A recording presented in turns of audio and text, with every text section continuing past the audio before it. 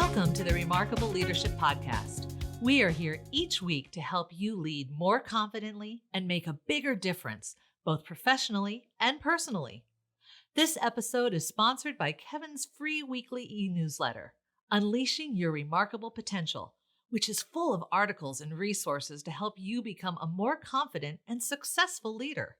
Sign up by going to remarkablepodcast.com/newsletter. And now, here's your host, Kevin. Hey, everybody, and welcome to another episode of the Remarkable Leadership Podcast.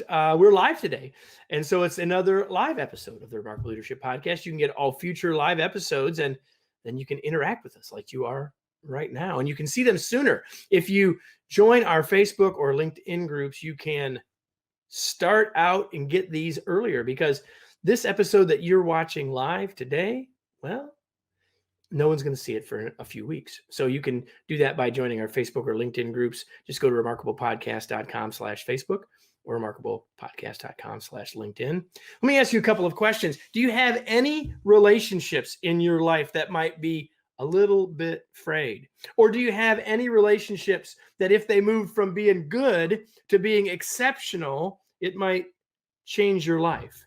And what about your relationships at work? Well, today I have two guests with a lifetime of experiences that can help us with all of that. And our episode today is brought to you by the Long Distance Teammate. If you work remotely and want to be a more effective, more productive, more engaged, and more connected, this book will help you get there, because there's a big difference between working from home and being an engaged and effective remote teammate. You can learn more and get your copy at longdistanceteammate.com. And with that, without further delay, let me introduce you to my two guests today. There you are. You can see them on the screen. Let me tell you about them. First of all, David Bradford is the Eugene O'Kelly Emeritus Senior Lecturer in Leadership at the Graduate School of Business at Stanford. He received his BA in psychology from Oberlin and his PhD in social psychology from the University of Michigan. After graduation, he was an assistant professor of psychology at University of Wisconsin-Madison. But since 1969, he's been on the faculty at Stanford and developed the landmark course in their MBA program, Interpersonal Dynamics. And that's what the class that the students all call touchy-feely. There you go.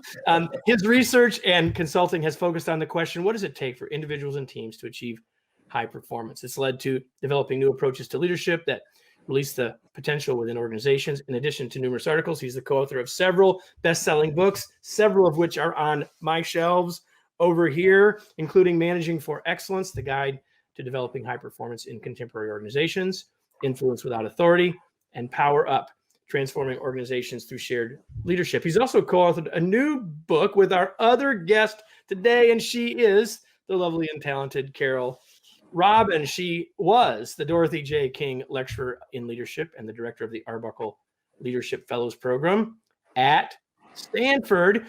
And she then was also involved in the touchy-feely course. Since leaving Stanford in 2017, she co-founded Leaders in Tech, a nonprofit which brings 2 decades of lessons to Silicon Valley startup founders. She's also the co-author with David, of this book. Here it is, Connect, Building Exceptional Relationships with Family, Friends, and Colleagues, which contains the lessons of that famous touchy-feely course that thousands of students have consistently described over decades as life-changing. You get it here. Well, you get a snippet of it for free. Prior to joining Stanford, she was a partner in an international consulting firm and a senior sales and marketing manager at a Fortune 50 company. She's provided coaching, leadership development, executive team building to a wide range of businesses, government, not-for-profits. And how about this? She's the recipient of 2 congressional awards for community service.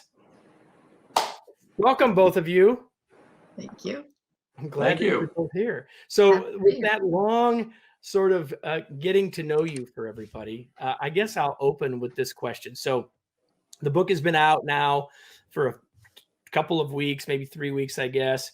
So I don't know, David, why'd you write this book? Why did you write this book? Because the course is so impactful to the students. As you say, they call it transformational, life-changing. And we wanted to have the impact in the rest of the world. We think relationships are crucial to physical, mental health to how organizations run. And not everybody can afford to come to Stanford. And we want other people to be able to build the relationships they want. That's our dream. That's our goal. Can we really help people build the relationships that are satisfying, growth producing, and in some cases exceptional, but if not, move it along the continuum to being strong and robust. Well, I'm going to get to that word exceptional in just a second. But first of all, you said, David, not everyone can afford Stanford. That's true. But many people couldn't get in. That's a whole nother layer Right. that we should just probably acknowledge. So for all of you that are here live, this is your chance to interact with these two tremendous folks. We'll get you a link to the book, but someone's asked that question on Facebook. Here it is. I'll just hold it up again for you on top of my face. And you can find it on Amazon. We'll talk about that before we're done. So my question for you, Carole, is, and David, you raised the point. Maybe we can't get all that relationships to exceptional, but the title of this time we're together and the subtitle of the book uses that phrase, exceptional relationships. So Carole, what is that? That seems like a pretty high bar. It is. How would you define that? It is, and I think I want to first underscore another word David just used, which is continuum. So relationships exist on a continuum, and exceptional has a quality of a certain number of characteristics. The first one being that you both feel free to be yourselves more. Neither one of you feels the need to spin your image quite as much to the other. You both trust that if you are vulnerable, whatever you do and say and how you show up won't be used against you. You know how to, you are honest with each other above and all, first and foremost. You know how to deal with conflict productively. And you also are committed to each other's growth. And it's and many relationships, most good relationships have at least some of that. An exceptional relationship has all of those characteristics. And the more it has all of them and the more robust all of them are, the farther along you are on this continuum that we talk about. Yeah, I love the idea of the continuum. And you just talked about the 6 hallmarks. You mentioned them right from the start of the book. And you defined the first 3 as really being about self-disclosure and the second 3 about feedback and conflict. So we'll probably talk a little bit about both. David, from your perspective, I'm going to ask you this in the world of business, because, you frame the book right from the start. This can be family, friends, colleagues, like any relationship, which I'm right on board with. But for those of us that are here today, we're at least in part thinking about our business hat, our leadership hat. So which of those 6 do you find people have the most challenge with, or maybe even sometimes resistance to, in a business setting? Well, that's hard because I'm going to be selfish and take 2 of them. That's fine. You can do that. And this is in the basis of not just dealing with students, but also I do consulting. I've done consulting for 50 years and coaching. I think a big one is conflict, that people don't know how to productively raise differences and disagreements, which, by the way, is the source of creativity, and are scared of it or bungle it or make relationships worse. I think the other thing is part of what Carole was saying, is that people are scared about letting themselves be known.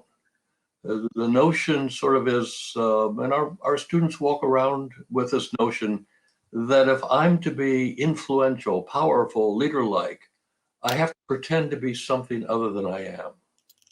And what I find when I consult, when I coach, and certainly with the students, that the more you are yourself in an appropriate way, and I want to stress appropriate, the more powerful, impactful you are.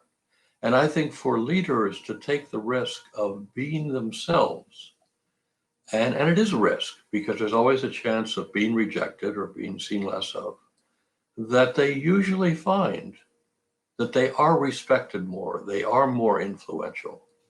But we've often been raised to say, I've got to hide what I am. And why the course is so transformational is students take the risk over the term to show themselves in their interactions with each other. And they find that other people say, I thought you were sort of a real difficult person. We're taking econ together. I really like you now. I can really listen to you. Yeah. Well, I think, go ahead. If Jill. I might, those two things that David just pointed out have one thing in common, a really important through line, which is we have beliefs and assumptions, we call them mental models.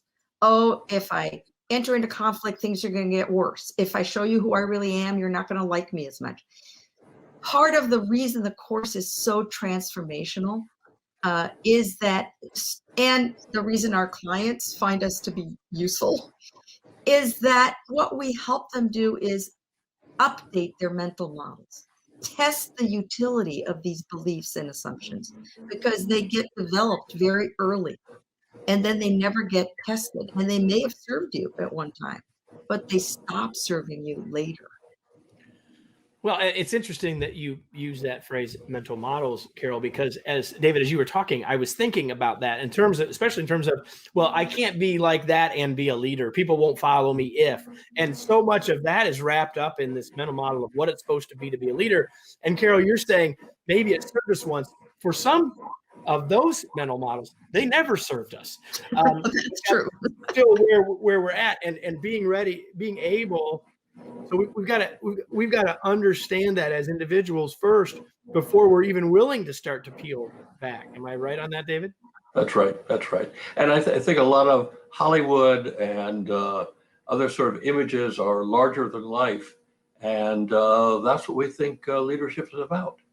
And the sad thing is, let me put it this way. I say to our students that our students think they have two skills, two real competencies.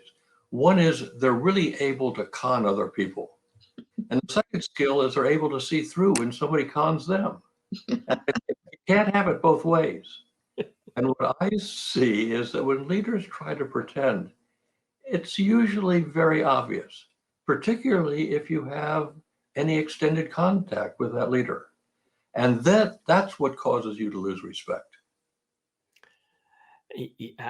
I 100% agree. I'm looking at a comment that came in from LinkedIn here, but I completely agree. And the reality is that if we're not careful about that, it can really cloud us in significant ways, right?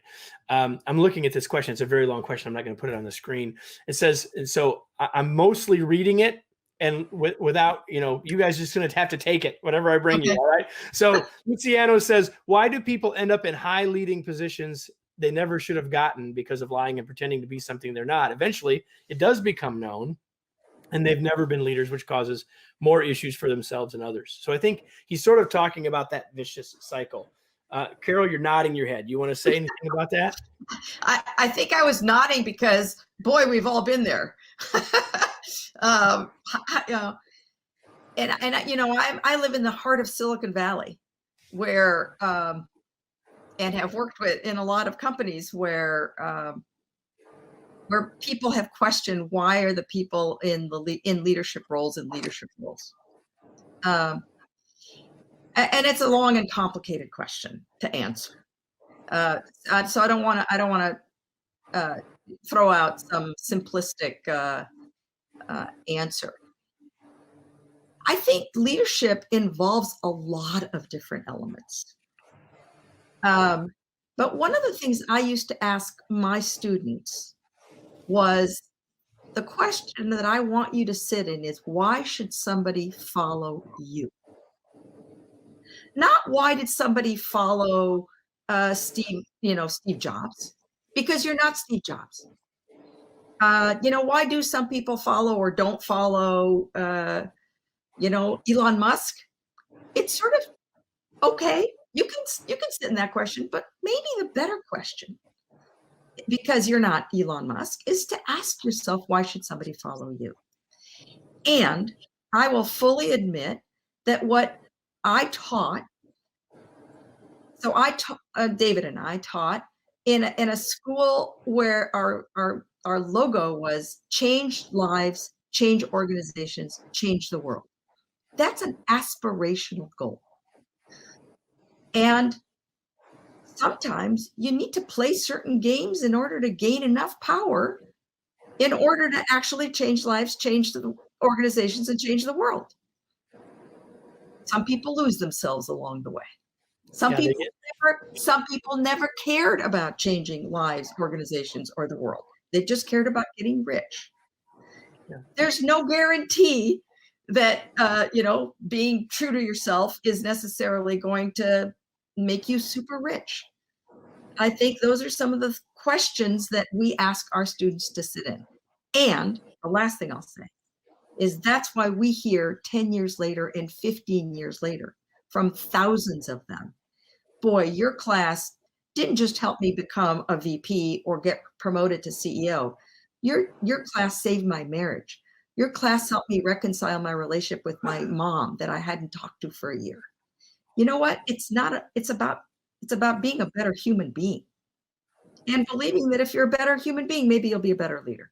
I think they absolutely go together. In one of my books I wrote, being a better leader is being a better human being, or vice versa. Like, they go together. They absolutely go together. And I think that's one of the reasons, one of many reasons, why I resonated with the book. We are talking with the authors. If you missed the start, with Carole Robin and David Bradford, the author of this wonderful new book, Connect, Building Exceptional Relationships with Family, Friends, and Colleagues. And so I want to dive into a couple of. And Kevin, I just going back to the person who issued the question, because I was nodding because I got that question so often, and still get the question so often from my students, which is, it's so demoralizing to see people who don't seem to be good human beings being, quote, successful. And one of the things I used to say is, you got to figure out whether you want to play a long game or a short game. Carole, that's the conversation you and I had before we went live. But so let me just say something about that I used to tell my children. Just because you see something doesn't mean that's what's really there. And, it's almost the myth is almost a fact that many people who seem to have it all really don't. And even when we say, well, they sure seem successful, even then it's a snapshot. And Carole, you're talking about the long game versus the short game, and we're not talking about golf. So I want to dive into a couple of more details or things in the book that I thought might be really helpful to people. And again, if you're here and you've got a question about something we're saying, please share that. I see a note there. I'll read that in just a second. But here's my question. My question is about one of the things that people ask me about a lot, and you address in the book, especially in, well, maybe not only in business, but certainly in business, is defensiveness. Mm-hmm. Like, what is your advice when you experience defensiveness in someone else? What advice would you have? Either of you want to take that? Sure.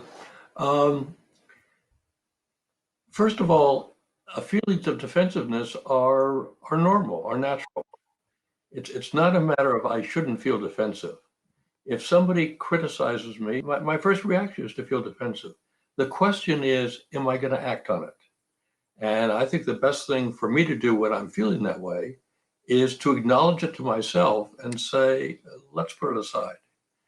I'm going to make two other points. The other point is, often with defensiveness, there's an element of truth to it. So a lot of it's wrong, a lot of it's a misperception, but it may serve me well to do some exploring about, is there a little bit of truth, and is that what I'm responding to? Now, when I see somebody else being defensive, first of all, our tendency that we see that and we say, well, they're not hearing anything. And I think that's wrong. I think they're responding to their defensiveness, but that doesn't mean they can't hear. And I would keep persisting. But more what I would do is I would ask myself, is that person's behavior hurting them? Because people change what is in their best interest. So if a person's feeling defensive, I'm going to talk about the behavior that I raised with them and point out to them that their behavior is hurting them. It's not in their best interest. And I think that if one persists with that, usually people are willing to start to hear it, particularly if they feel you're on their side. And that's why we say that feedback is a gift, because if people learn that what they're doing is harming them, that's a gift. Yeah, I love what I love about one sec, Carol. One of the things that I love about what you just said, David, is that some people would say, well, if the person's being defensive, they can't hear it, so you might as well just stop. It's not doing anything. You're saying to persist, but you're also saying you got to change your approach. You can't just do it the same way you've been doing it. And the way you're suggesting to change it is highly practical, which is let the other person see the impact of it and how that is in their best interest. I think that's awesome. Carol, go ahead. And what I was going to add is curiosity. Curiosity is a wonderful place to go when someone is behaving in a way that either you don't understand or you don't like. I wonder what it is that I see that they don't see. And that ties right into what David just said, which is, boy, I'm seeing something you're doing that hurts you, but I wonder if I'm not getting that across the way I could be. Right. And so I didn't want to leave the topic of defensiveness without saying that curiosity about my own reaction when I'm feeling defensive and curiosity about someone else's reaction when they're defensive is a good place to go. Absolutely, because then we got a chance to maybe do something different, right? You're heading toward and hinting at my next question, Carol. Okay. You use this phrase in the book a lot. You open up with it relatively early. It's the idea of it's a metaphor of going over the net. What do you mean by going over the net? So this is a fundamental model in the course, in the book, and everything that we teach at Coach, and is that in any interaction between two people, there are actually three realities. So right now, there's three of us on the screen. So does that mean there are 9 realities? No. So I'm going to give you an example. You say something, you have an intent when you say it. Yeah, forget the three people on the screen. Let's focus on just you and me. Perfect. Between you and me, there are three realities. There's what you say, your intent in saying it. There's your intent, reality number 1. There's what you said, reality number 2. It's the only reality known to the two of us. And it's the reality known to David and anybody else who's watching us. Mm-hmm. And there's reality number 3, which is the way it lands on me, my reaction to what you said or did. When we talk about the net, we talk about a metaphorical net between your reality, number 1, your intent, and your behavior and my reaction. Because I only know my behavior and my reaction and your behavior. You only know your intent and your behavior. At any point in time, either of us has access to 2/3 of the data. And the reason we use this metaphor of the net is that often we get in trouble when we are over the net. And what I mean by that is you say, Carol, I don't feel that you care enough. Well, you don't know whether I care or not, unless I say I don't care. And the minute you say, I might not even know then, as it turns out, but correct. So, all you know is that the last 3 times you've asked me to do something, I didn't do it. That's the behavior. And that's what's known to both of us. You don't know my intent. And the minute you say you don't care, you're over the net because you don't know my intent. But you can say, I feel dismissed. Then you're on your side of the net, your reaction to my behavior. It's a lot easier when you've got the picture in front of you. Well, no, but so I'm going to make 2 points about that, and I think David probably wants in, I'm guessing. So 2 thoughts about that. Number one is when we stay on our side of the net, we got a much better chance of not having the other person get defensive. That's why I put those 2 things together. Because if I say to you, Carole, you don't care, of course, very likely you're going to get really defensive, right? But if I say 3 times in a row, you've turned that, that's gotten to me late, and here's how that makes me feel, pretty hard for you to argue that, right? To that. As long as you actually say the feeling. But most people say, I feel that, or I feel like, and it's never a feeling. Right. You got to put the other thing in front of it. So the other thing I'll say real quickly, and I was teasing when I said 3 of us, that's going to be 9. But that very thing that Carole was just describing is one of the reasons why the more people that are in a meeting, the basically geometrically more complex it gets. We don't think about it. Well, we'll just add another person. No, it's geometrically harder every time you add somebody, not just adding another person. David, you want in on this? Yeah, I want to go back to the feedback thing, and you had alluded to it, Kevin. I want to build on it. The trouble when you're over the net, and why we use that phrase is we want a tennis analogy, and you never can play in the other person's backcourt, is that it's ineffectual. Because if I say, Kevin, you just want to control things, you can say, no, I don't, and I'm helpless. Where do you go? Fascinating. Yes, you do, right? Yeah, that's right. And it creates defensiveness and hurts our relationship and cuts down on communication. But the wonderful thing about the model is that if I stick with my reality, it's indisputable. And if I say, Kevin, when you do X, I feel Y, you can't say, no, you don't, because you're over my net. And this comes back to the whole notion of why we say feedback is a gift. Because if you only know 2 of the realities, you don't know if your behavior is meeting your intention. You're shooting in the dark. And it's hard to hit the target when you shoot in the dark. So particularly if you can share your intention, I can say, hey, Kevin, I hear you want to run meetings where we speak up. But the last 2 meetings, you've said some things that were quite hard on people, and I think that's not in your best interest. You need to know that to be more effective. And as I was saying, that if I stick with my reality, here's a behavior, here's how I feel, it's indisputable. Yep. I want to just add one more thing. This makes it sound like giving feedback is the end game. Feedback starts a conversation. It doesn't end it. So if I say, Kevin, when you do X, this is how I feel. And if both of us can get curious, then we can explore it in greater detail. And too often we think we give feedback and we then walk away, and that's solving it. And we need to stick in there.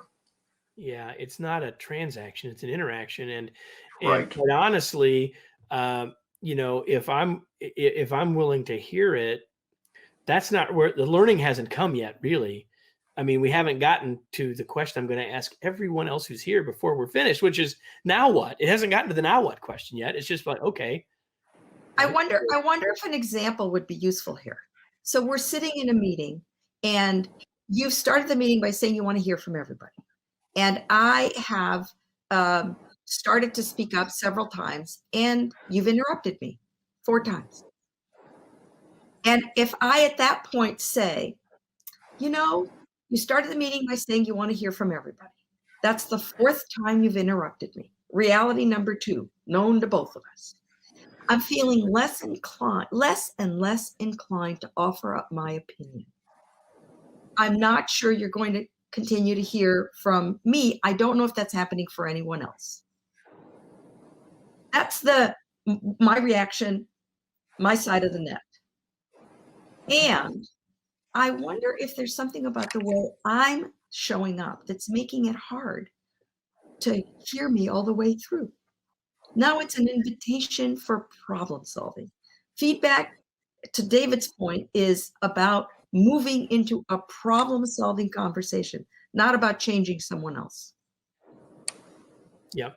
I agree 100%. As I knew everybody when I had the chance to have these two folks on, I knew that we could probably go for 3 hours, and we can't go for 3 hours. None of us can do that. I know I can't, much as I would like to, but I have a couple other, I actually have one other question before I get to the questions I always ask. There's one other thing I want to ask you both real quick. And so maybe give us one piece of advice. You know, for the last year almost, we've been living and working in a remote world. Yes. Right.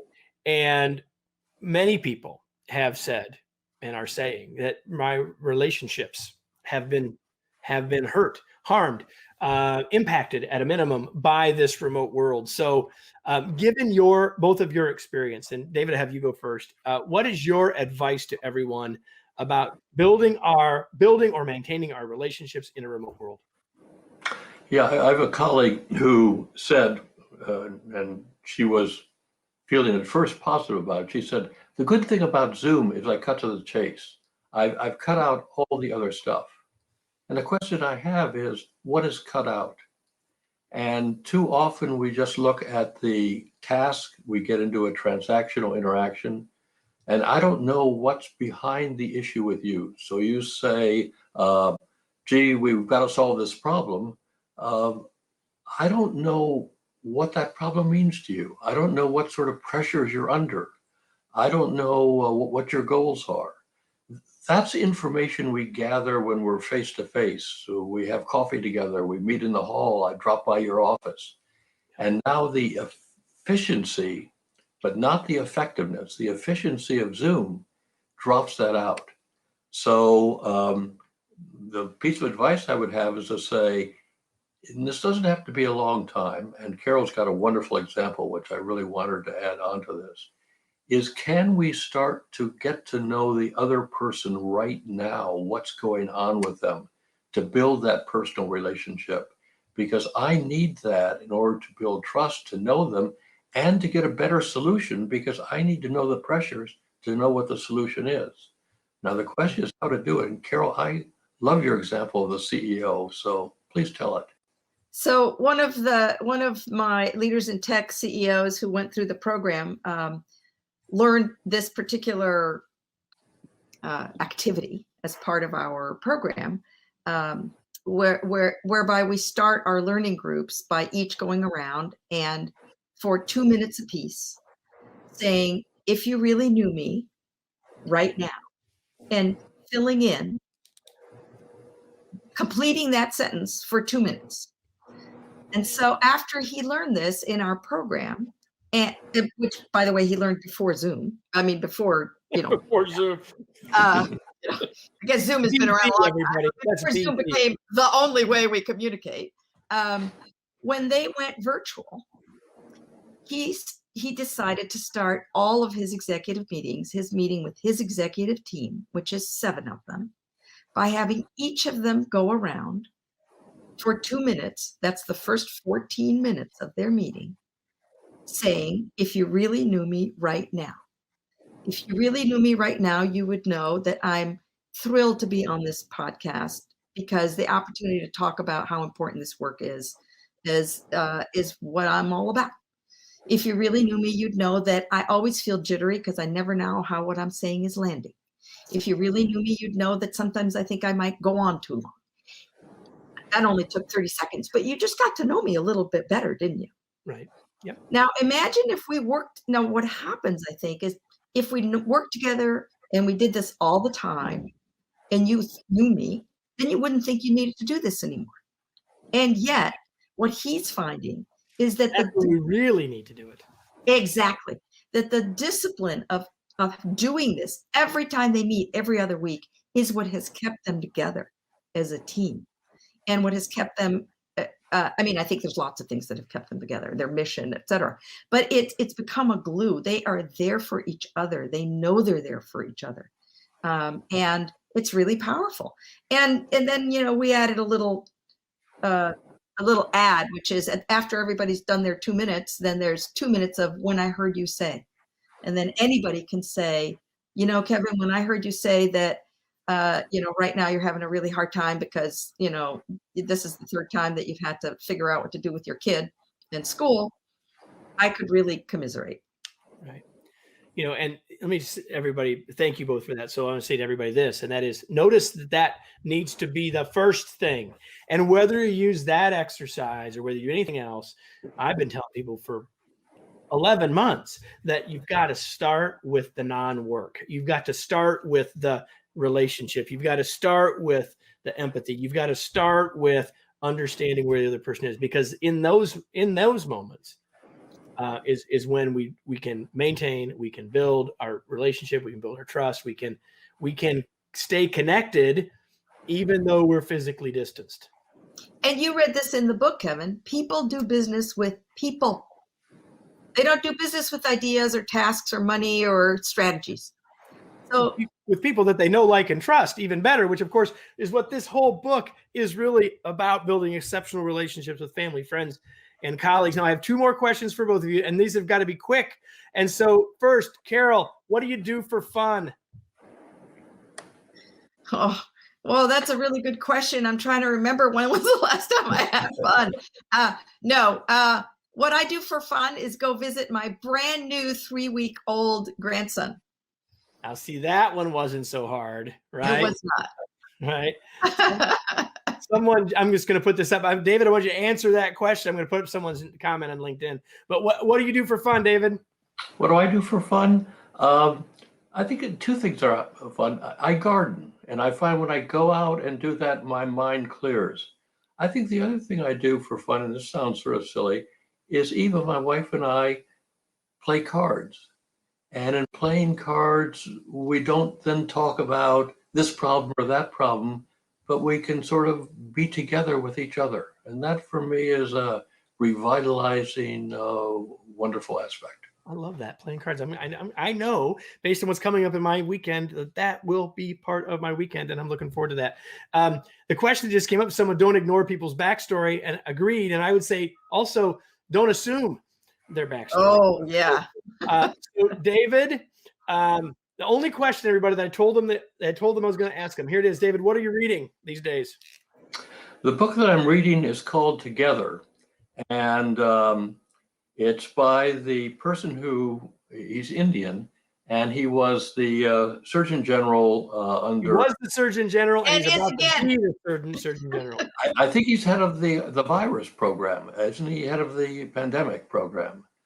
Either that, or he's going to be the new Surgeon General again. I don't know which, but I can tell you what. It is. But it's a fascinating book because it really talks about the mental and physical health and the danger of loneliness, and he sees loneliness as the disease in America. I love this book, and we'll get the link in the show notes. Everybody, you can find it. It's a fabulous book, and I read it for all the reasons you're describing, and it's right on. Carole, what are you reading? Well, I'm always reading at least 3 or 4 books. One is always some kind of trashy novel that I can just completely lose my mind in, and I don't even remember the title of the one I'm reading right now, but it doesn't matter. It's like I just prefer it to watching some mindless TV show. The 2 books that I'm reading right now that I'm especially into, one is called American Dirt. And it's the story of a Mexican illegal immigrant woman and her son and their story. Very gripping. And the other one, which I'm just finishing, is, I think it's called Maybe You Should See Someone, or it might be Maybe You Should Talk to Someone. But it's the story of a therapist, her clients, and her therapist, and all of their relationships. And it's fascinating. And I think it weaves a really great, I was talking to David's wife, Eva, who's a therapist, and she said to me, did you learn anything? Because she read it too. And I said, no, I'm not. I'm really not learning anything new, but I'm really enjoying reviewing so much of what I know about human behavior. There's a power in both learning and in relearning, or Yes. being reminded of. And I Yes. think that maybe in many ways, people watching us or listening later may have thought, well, I knew some of this stuff. but I'm confident that you got something today that was said to you in a new way or reminded you about something that's incredibly important. And you know that.